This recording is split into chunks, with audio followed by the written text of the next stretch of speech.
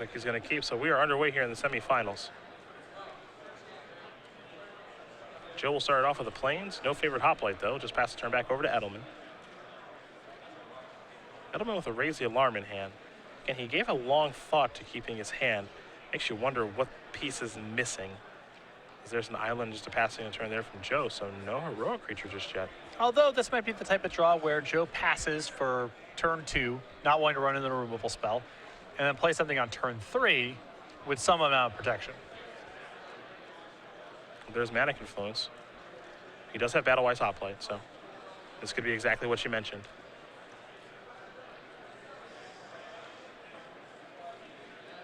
Looks like he's just going to go favorite Hoplite. And if he's playing favorite hoplite here instead of Battle-Wise Hoplite, it means he's probably got a lot of protection. Yeah. Edelman, no white mana. That was the missing link to his hand. And you can see he's got a couple copies of Jeskai Ascendancy, a Jeskai Charm over there. The deck is heavy on 3 mana spells. Yes. Color mana sensitive too. Now here's Battle-Wise Hoplite. Bruce will draw. Looks like another copy of Jeskai Ascendancy. And this can happen when you're a 3-color deck. We don't see it a lot in this format. Man, it's pretty good, but it can happen. It's pretty good, but the Jeskai Tokens deck is a lot more sensitive than most decks are. You need all your colors of mana very early, and in some instances you need double colors of mana for certain things. So, yes, the mana is good. There's a lot of quality dual lands. Mana Confluence is an option, but it is very sensitive. Bruce going to discard Jeskai Ascendancy. He's got multiple copies of that card in his hand. Joe is going to play a Flooded Strand.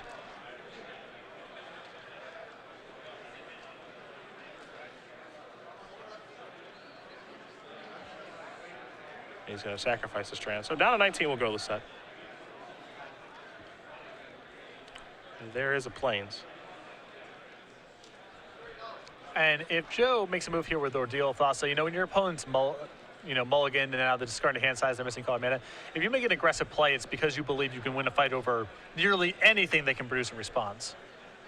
So Joe's got to feel really confident with the quality of his hand and the limitations of Bruce's potential responses. Ordeal Thassa. Gonna target Battle-Wise Hoplite, which means Joe does get the scry and give that creature +1/+1. Thought about putting it on the bottom, but he's gonna leave that card on top. You can see Lossett's hand, Stubborn Denial. Looks like another copy of Ordeal and a Triton Tactics. But he's not gonna get overly aggressive with the cards. He'll pace the game in a certain way. He knows he's ahead right now and doesn't want to give that away. So an attack here for 4. Let's make it 5 with favorite Hoplite, and Edelman's gonna go down to 14. And it looked like maybe Chandra was the draw. Yeah.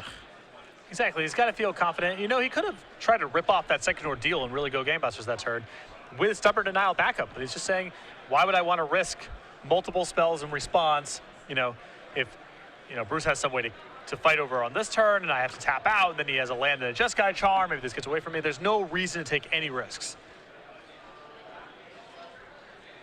Yeah, when you're this far ahead, it doesn't hurt just to be relatively conservative. Yeah. Because it is a much larger disaster if you get overconfident and somehow lose the game. Or at least let your opponent back into the game. Ordeal going to resolve. Second one going to go away too. The second draw 4 cards here. Battle-Wise Hoplite is huge.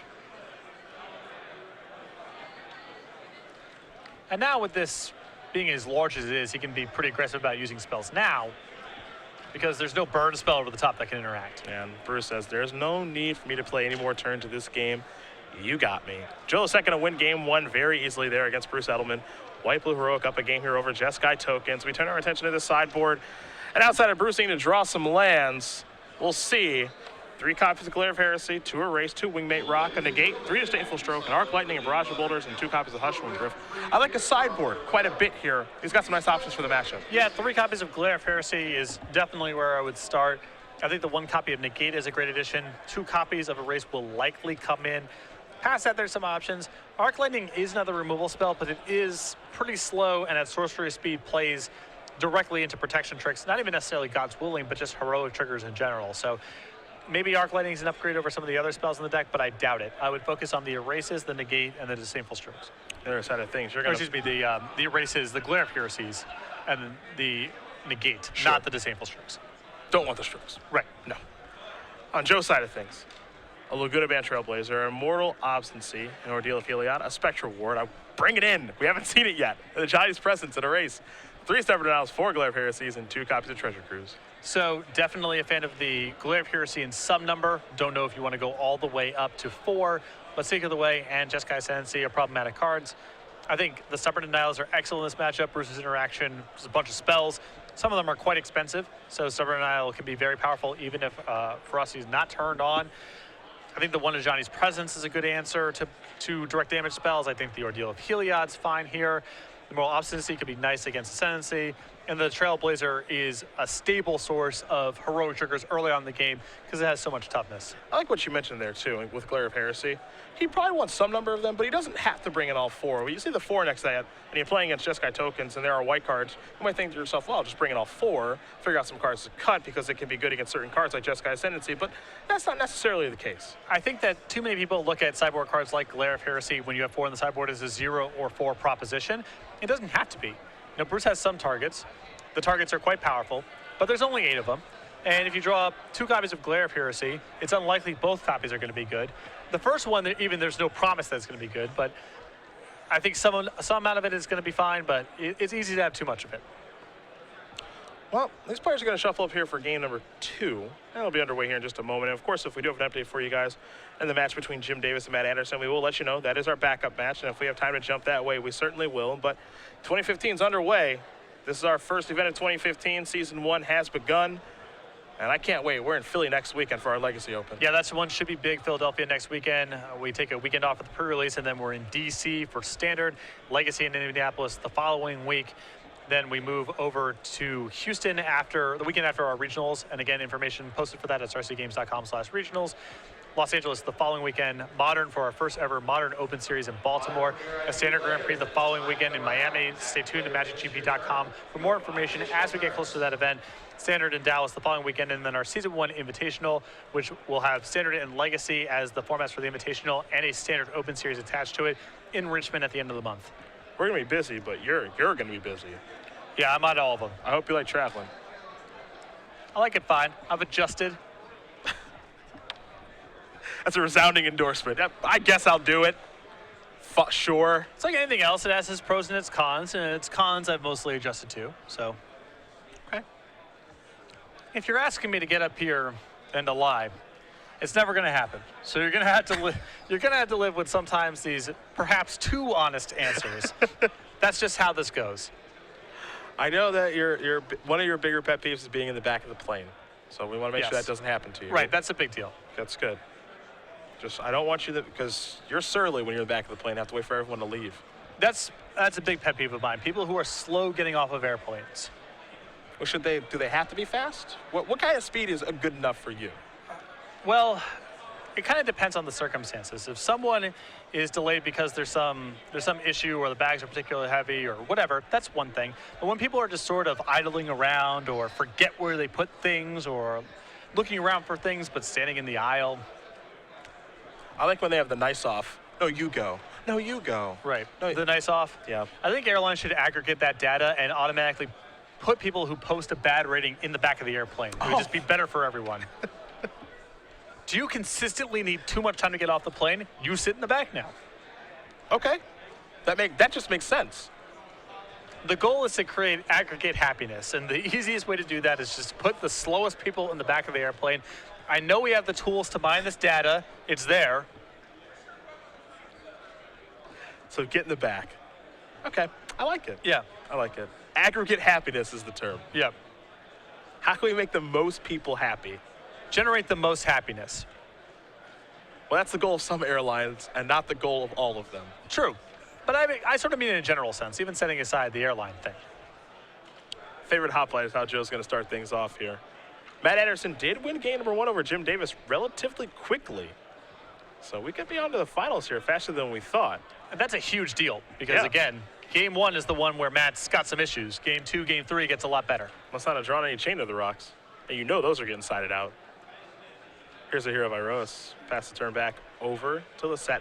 The nice thing here for Joe, having access to the deck list, is he doesn't have to worry about something like Anger of the Gods. It's not there for Bruce, and he knows that. Now, Bruce there, I think, kept a 2-lander on the play with nothing to do. Did draw land number 3, but I think his hand's still in some trouble here. He's got Whirling Outburst, he's got Treasure Cruise. Not the cards he's looking for. Well, he uses a Flooded Strand to search up the plains.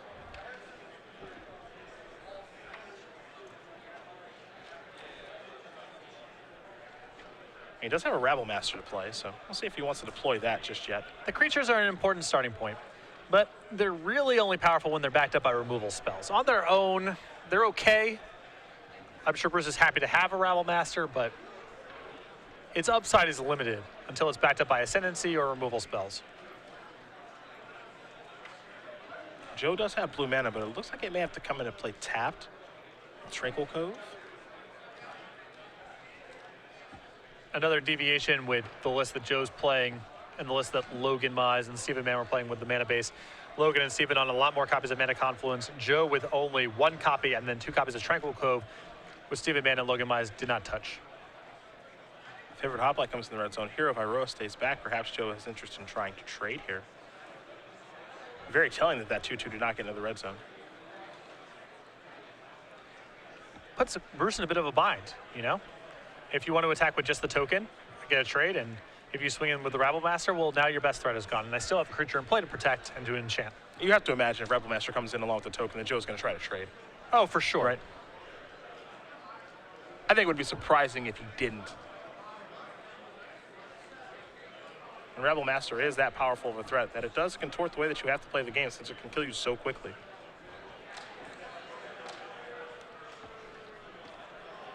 And Bruce has fallen behind on the board. Usually not going to happen when you're on the play, but because Bruce had nothing to do on turn 2, this is where we're at. Oh, here's the second Rabble Master, and now here's the attacks.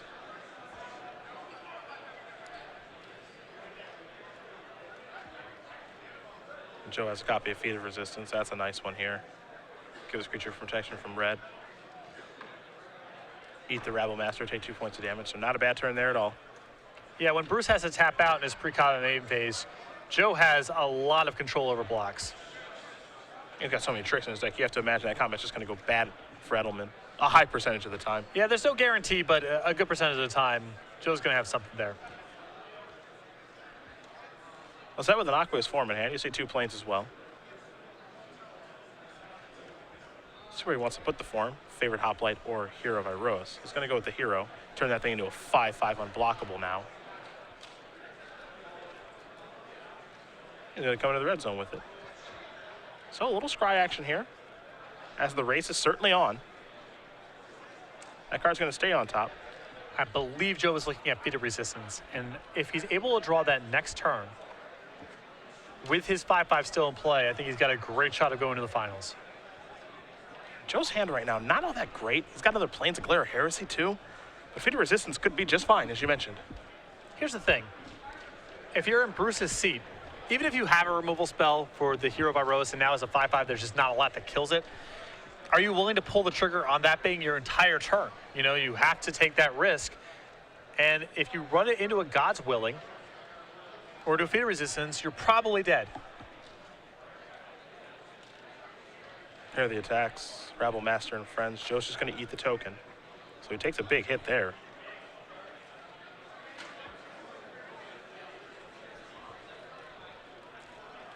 It's a story of mana issues here for Bruce. Game 1, they were a big deal. In Game 2, right now, he has a Whirling Outburst in his hand he can't cast, and he hasn't drawn very many lands. Stoke the Flames is certainly on the table, but it doesn't kill the 5/5, so really just awkward draws. Not only the first game, but this one too. And in this matchup where things are determined so fast, if Bruce kept a hand with 2 lands and no interaction on the second turn, I think that hand's got to go back. Yeah. I understand he's got lands and spells. A negate, it looks fine, but I think you're likely to have a bad outcome with those kind of hands. Mana Confluence is going to go to the bottom. Yeah, I think so too. You know, if you need something to get the ball rolling, be it Raise the Alarm, be it Seeker of the Way, heck, be it Lightning Strike. A removal spell is a totally acceptable 2-drop to have there. Yeah. So the follow-up is here for Joe. It's a Battle-Wise Hoplite. And now see, Joe can use these other creatures as chump blockers or just ways to gum things up to make sure that he doesn't die and just keep on attacking in with Hero of Iroha. And now at 7, he probably can't tap out for anything that doesn't kill either Hero of Iroas or Aqua's form. Whirling Outburst, Jeskai Ascendancy, none of those cards result in good things happening. Land number 4 is drawn and played there by Edelman. It's a copy of Shift and Reef, but it might be a little too late.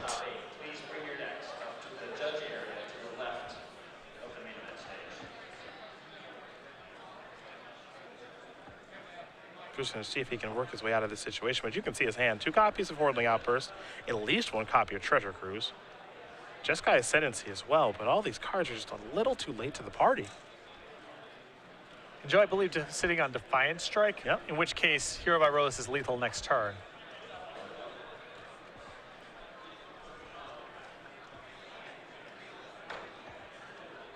It does not take much for this heroic deck to punish you if you stumble around.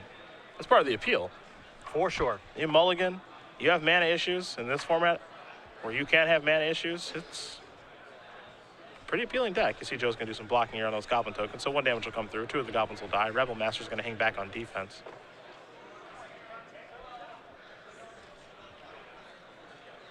Bruce taking a long look at his hand, but I don't think there's any way to solve this puzzle.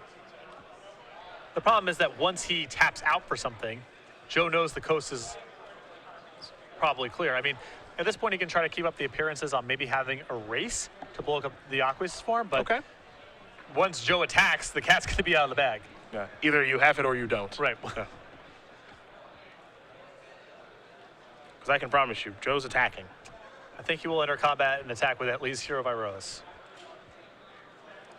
And if he does have a protection spell, that'll be more than enough. Joe reaching, gonna play Defiant Strike. Gonna make that a little bit bigger. See Bruce reaching for his planes, trying to bluff a race. And he's got 2 of them in his sideboard, but it doesn't look like he has 1 in his hand right now.